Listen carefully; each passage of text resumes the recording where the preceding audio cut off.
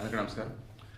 అదుర్స్ సినిమాలో మన బ్రహ్మానందం పెళ్లి చేసుకోండి చెప్పేసి రమాప్రభ నయనతార ఇంటికి వస్తాడు.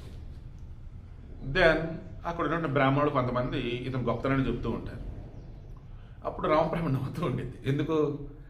ఆమెను పెళ్లి చేసుకుని ఇంటికో పెద్ద కవుదాం అనుకుంటున్నాడని చెప్పేసి. మీరు నవ్వకండి, చచ్చిపోవాలనిపిస్తుందని చెప్పేసి అంటాడు.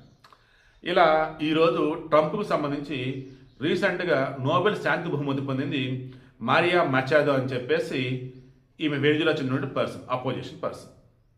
ఇప్పుడు ఈ వెనిజులా చెందినటువంటి అధ్యక్షుడు నికోలస్ మదురోని ట్రంప్ పట్టుకెళ్ళిపోయాడు.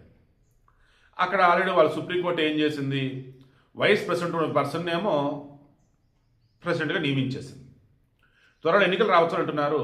ఈ మూమెంట్లో ఈ ఎన్నికలు మరి ఏం చేస్తారంటే తెలియదు, కానీ మారియా మచాడోని గెలిపేద్దని చెప్పేసి ట్రంప్ అనుకున్నట్టుగా తెలిసింది. ఈలోపు ఆల్రెడీ మొన్న మధ్య ఆమె ఏం చెప్పింది, ఆమెకు శాంతి బహుమతి ఇచ్చడం మనం మాట్లాడుకున్నాం. ఈమెకి శాంతి బహుమతి ఏంటి, వాళ్ళ దేశం మీద యుద్ధం చేయమని చెప్పింది, ఈమెకి శాంతి బహుమతి ఎలా ఇచ్చారు ఏంటో అనుకున్నాం. ఇప్పుడు ఏమంటుంది వచ్చి, ఇదిగో ఈ ట్రంప్ అన్నవాడు ఎన్నో యుద్ధాలను ఆపాడు, 8 యుద్ధాల పైగా ఆపాడు. ఇప్పటివరకు నోబెల్ శాంతి బహుమతులు పొందినటువంటి అందరిలో కల్లా ఇతను మించినవాడు ఎవడూ లేడు, అందుకే నేను ఇతనికి శాంతి బహుమతి ఇస్తానని చెప్పేసి అంటే ట్రంప్ ముసిముసిగా నవ్వుకుంటూ పడిపడిగా నవ్వుకుంటూ తీసుకున్నాడు.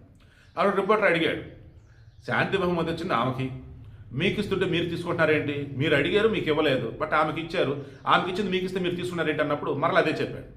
ఆమె చెప్పింది ఏమని, శాంతి బహుమతి పొందే అర్హత నాకన్నా ఎవరికి లేదు ఈ ప్రపంచంలో అని చెప్పింది, అందుకే తీసుకుంటున్నా అన్నాడు. ఏదంటారు చూసారా, ఇంతకు మించిన దిగజాడరా అనుకున్నప్పుడల్లా ఇంకొక దిగజారుతూ ఉంటారంటే ఇది కూడా ట్రంప్ అన్నమాట. బహుశా ఇటువంటి వాడు ఈ ప్రపంచం ఇంతవరకు ఎవరు చూస్తుంటారు. యుద్ధం ఆపుతున్నా అంటాడు, యుద్ధం చేస్తాడు. అది వేరే దేశాల విషయాలు నీకు సంబంధం లేదంటే నా సంబంధం అనే ఇల్లు పెడతాడు.